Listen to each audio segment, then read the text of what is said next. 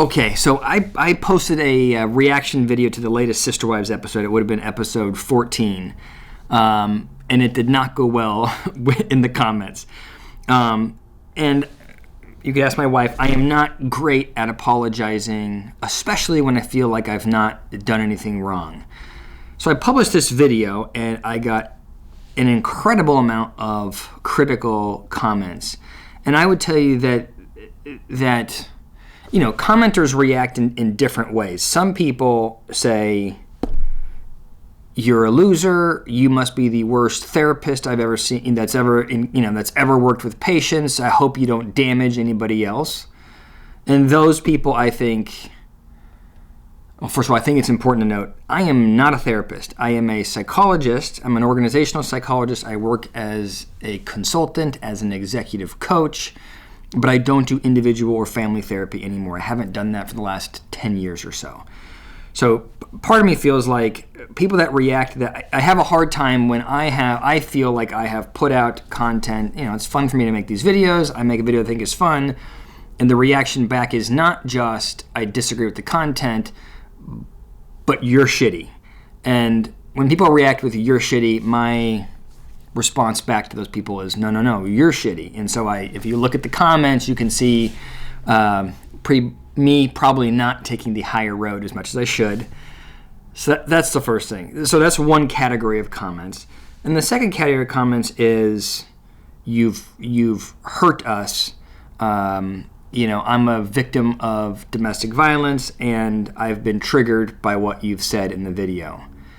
And that's harder for me because it's I have two reactions to it. The part of me feels like this is just supposed to be fun. Like I'm not changing the world here with a PSYCH YouTube channel. I'm just looking at people that have or things that happen in pop culture that I think there are lessons that can be learned from, and I try and discuss those from a psychological standpoint. The intention is only good. And so the idea that I would have ever hurt somebody is concerning to me.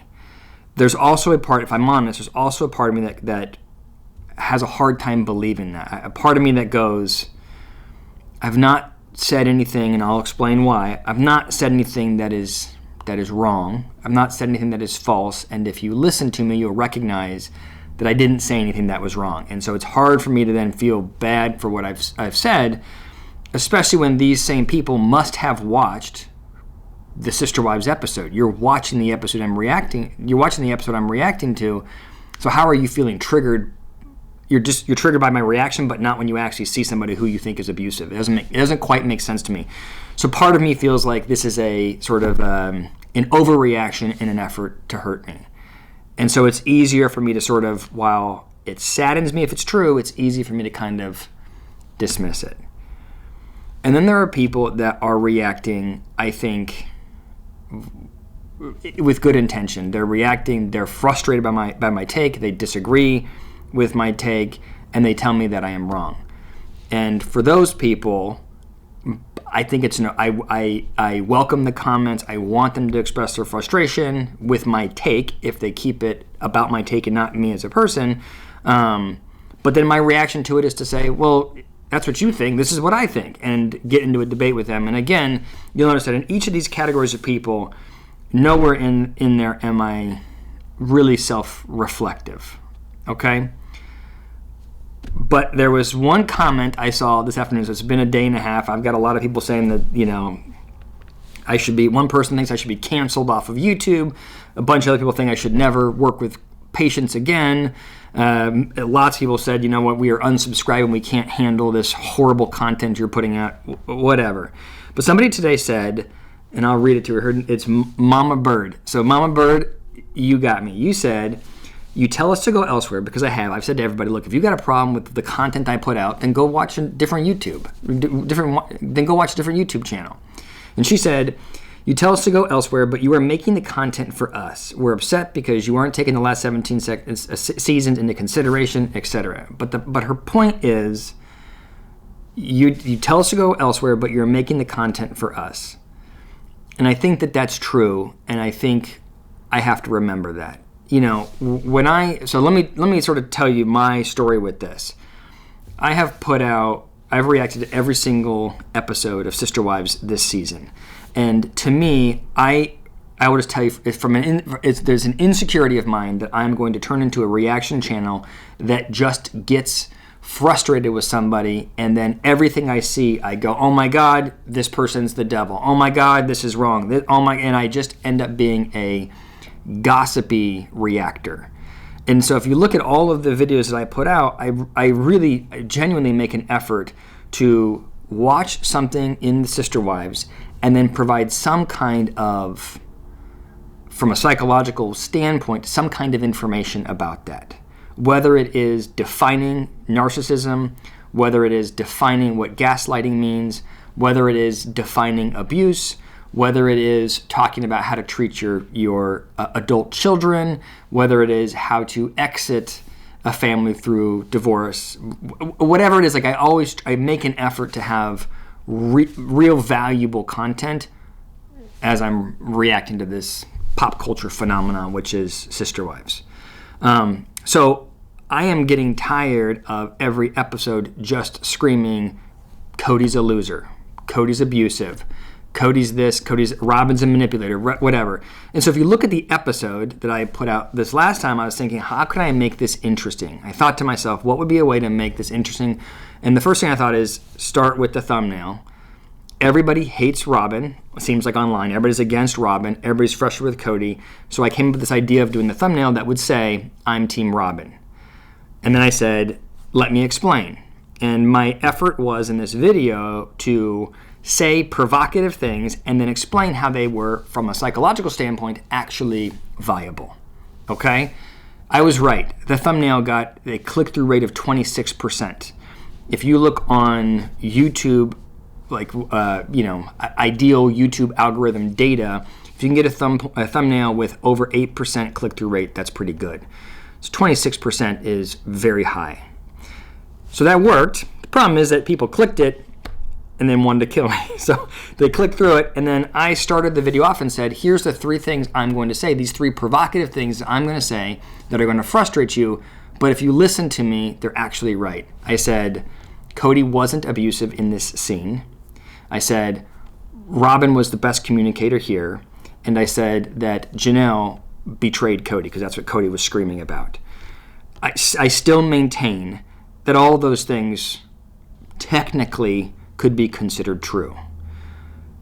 And I did that for me, but I didn't think about you, right? The audience heard that, and what I think they heard from me was, no, I think Robyn and Kody are okay, or actually I'm questioning Janelle, or this is in some way Janelle's fault, or I am in any way being critical of Janelle. I think some people felt like I was, they felt like I didn't get it. The number of comments I got that I can't pick out the nuance in the family, that's just not, I understand what you're saying. I understand why you would feel that way. I'm telling you, it's not a consequence of me not recognizing the dynamics. It's a consequence of me trying to make interesting content. And I think I've realized that the audience that watches my videos and watches Sister Wives is emotionally connected to the family.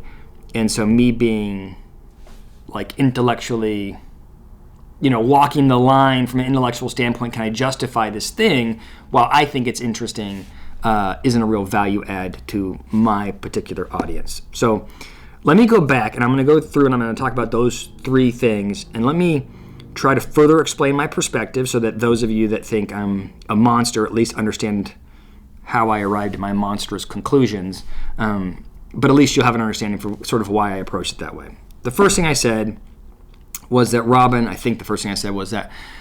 was the best communicator on the day. She was the one that talked the most. She was the one that had the desire to keep the family together. That was her sort of narrative. Look, and I said it in my initial video, I recognize that she's manipulative. I recognize that she has manipulated Kody. I recognize that she has manipulated the entire family and has separated him from the family. I was very explicit about saying that. And I thought in my initial video I was saying, hey, but if the goal is to keep the family unified, then Robyn would technically win the day because she's the one that's communicating. Walking out or not talking or screaming, those things don't help keep the family together. Again, technically true. It's also true to say that Robyn, through her behavior, has created an environment where not talking and walking away makes the most sense. So while Robyn I gave her a pat on the back for talking, what she was, you can't create a disaster and then walk through as the person in power and say, oh, look how level-headed I am while you guys all suffer. And that's what she's doing. That's the full explanation is Robyn is the person in power. There's no stress on her. Really, the family is together. The family she wants with Kody is there. She's not, she hasn't been victimized in this process in this family the way that Janelle and the way that Meri have been. So the technical, I still stand by. She was the most willing to talk, and if the goal is communication, she wins the day. There is certainly another side of the story that I de-emphasized in my last video. The next thing I said was that Kody wasn't abusive. This is an important one, and you have to understand from my perspective why it's a challenging one. Kody has absolutely throughout this entire season, and everybody thinks I've only watched this season. I have been watching it for the last 17 seasons, last 12 years or whatever, just not every episode like this. I have seen him be abusive to all of the wives, and I would even include Robyn in that. I have seen him be emotionally abusive to everybody there. I have absolutely seen him be abusive towards his sons, and I'm saying to all of his kids, but the ones that stands out most recently would be his son, and then last season, not even this season, with his kids, not dropping his daughter off to school, not going to back surgery, doesn't remember birthdays, gets in fights and doesn't resolve them. He's abusive to everybody. His abuse of people, his inability, this pervasive pattern of putting himself first above everybody else is the reason why I said last video that he was a narcissist, right? I have hedged on that and I said this season it looks like he's showing all of the traits because it's a pervasive pattern. It's not just in one spot. It's everywhere. He is putting himself first and he is beating down emotionally everybody around him. So he's absolutely an abuser. My challenge here is we have to also define abuse clearly, and my challenge here is I don't want to take his past history of abuse and then look at every interaction that the guy makes and say, you're abusing again, you're abusing again, you're abusing again. I think that we as an audience, when someone has a history of abuse, we become traumatized by it and we see the abuse everywhere. But that doesn't give that person any room to improve. There's no objective evaluation of what their behavior is in the moment. And all I was saying is, in that moment, him screaming, him ripping paper up, him throwing wood on the fire, all those things, I think that there's a reasonable argument to be made that he wasn't intimidating Janelle. I'm not certain that I saw Janelle really feel intimidated. I had one commenter say, yeah, she backed her seat up. I didn't see it, didn't feel that way. I thought he was just screaming, and he never verbally belittled her. Commenters say that he said that she was a liar. He didn't say she was a liar. He said that's a lie. I mean,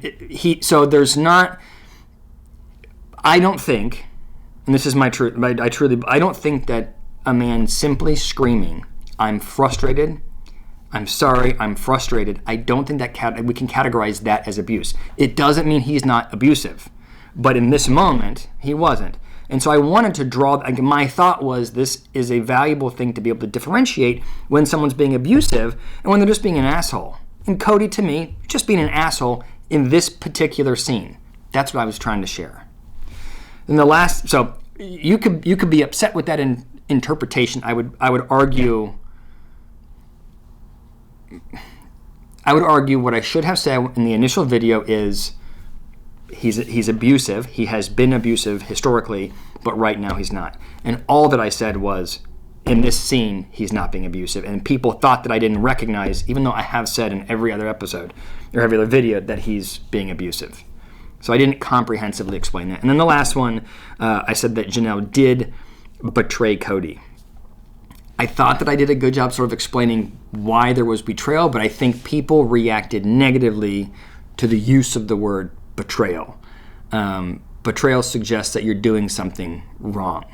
And betrayal was the word that Kody used, so that's why I tried to use it and sort of explain why it was technically a betrayal.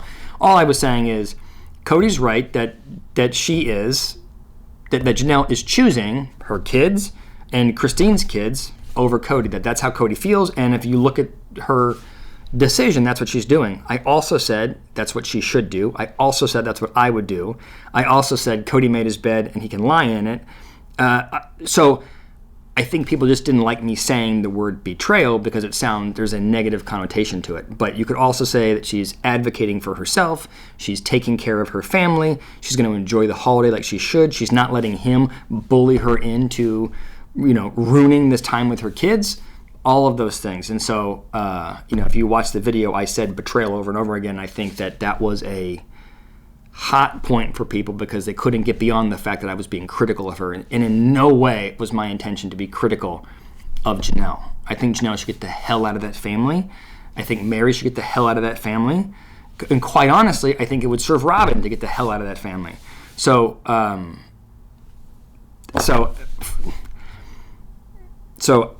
I am sorry for not considering the audience with the video.